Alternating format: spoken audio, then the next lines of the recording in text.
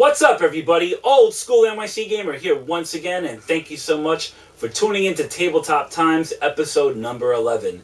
And this is going to be one of the biggest episodes, no pun intended, on what I'm going to be doing here today. Now, today I'm going to be featuring one of the biggest tabletops that Coleco released back in 1982, and was also licensed by Sega. And if you want to know what that is, I'm going to need two hands for this just to hold it up, and that is Zaxxon. Yes, this is a freaking beast, people. Not much more you can say about it, but there are quite a few interesting facts about this tabletop, if you want to call it that. Definitely, this is a beast, no joke. But without any further ado, I'm going to show you some of the artwork, little known facts about this tabletop, and I'm going to show you just a little bit of gameplay, and let's check it out. Okay, everybody, so before we get into some of the demo and gameplay here of Zaxxon, I'm going to show you some of the artwork here and some of the cool, unique features of this tabletop. So first off, we'll show you right here. You can see, of course, you got the original Zaxxon marquee. And, of course, you here have some more artwork at the bottom. And, of course, you put it over to the one side here. You can see it does still have all the side work that you would see in the original arcade right there. Of course, you just take it over to the side. You got the same thing.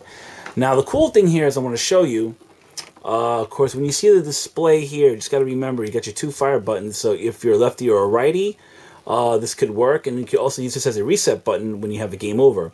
So just remember, when you're aiming down, you're going to be going up.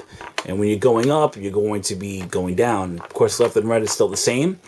Now, the cool feature I wanted to bring up here, believe it or not, this tabletop is the only one of the Coleco tabletops that actually has two different VFD displays to give you that 3D effect.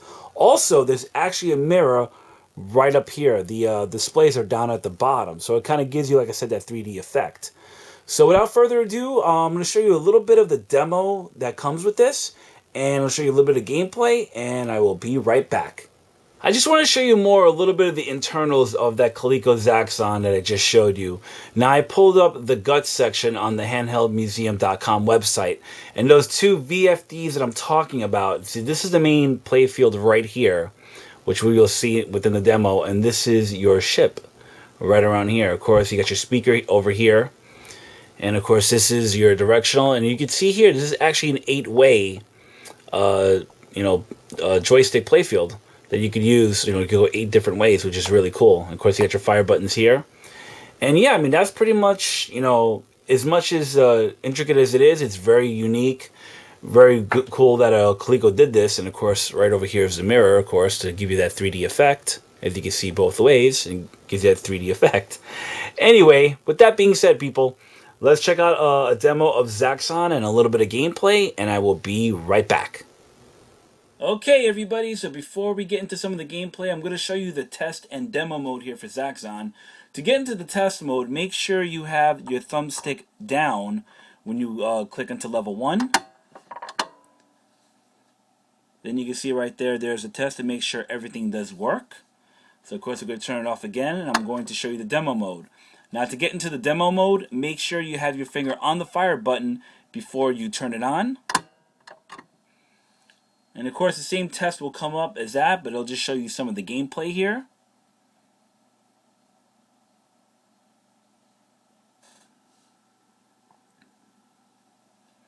And that's pretty much the gist of the demo mode. So without further ado, people, I'm going to turn it off.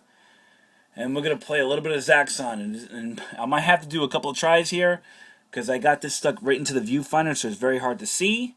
So let's check it out.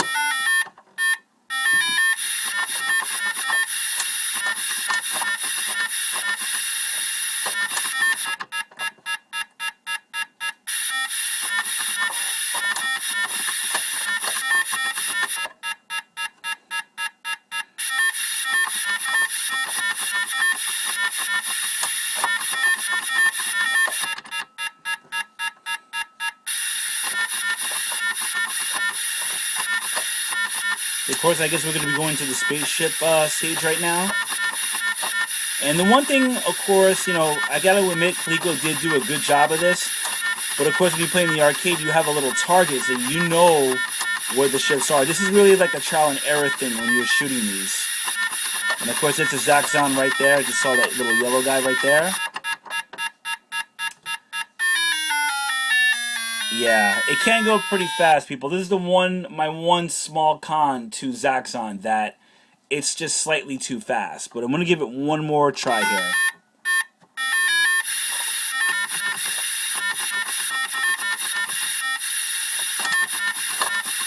So you really have to have some good timing to recover, especially if you're going down to blow up the tanks in grounded airplanes.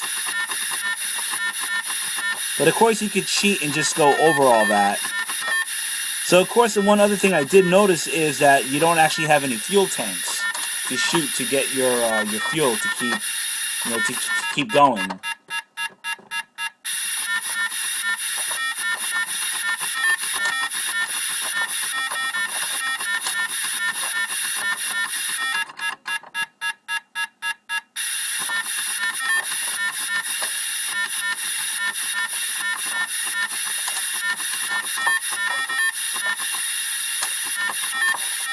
And of course, when you do score every 100 points, you actually do get another ship, but it's too hard for me, people, so we're going to head back over and just give you my final thoughts on Zaxxon.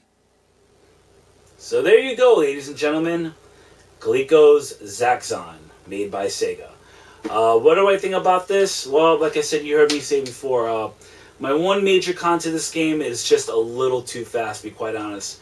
Though it is challenging, you really have to get used to this game. You have to play it quite a bit to get the physics, the gist of it, and whatnot. But this is a hell of a hard game to play. It does have replayability, I do got to admit that. And I do got to give kudos to Coleco to making such a beast as this. I did forget to mention that this beast takes 4D batteries. 4D batteries compared to the 4C batteries you see over on the other 4 Coleco tabletops.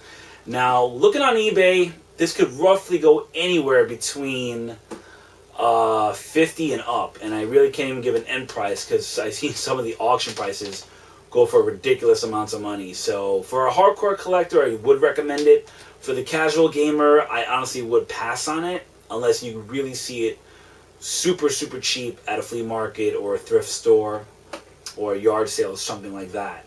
And that's about it, people. Like I said, thank you for watching Tabletop Times, episode number 11. We got a few more to go. I'm almost done with this series, but thank you so much for tuning in, and also my new subscribers, thank you for watching. And if you have any questions or comments, feel free to leave them at the bottom, and also check me out on Facebook and Twitter. And that's about it. Have a good night, everybody, and take care. Cheers.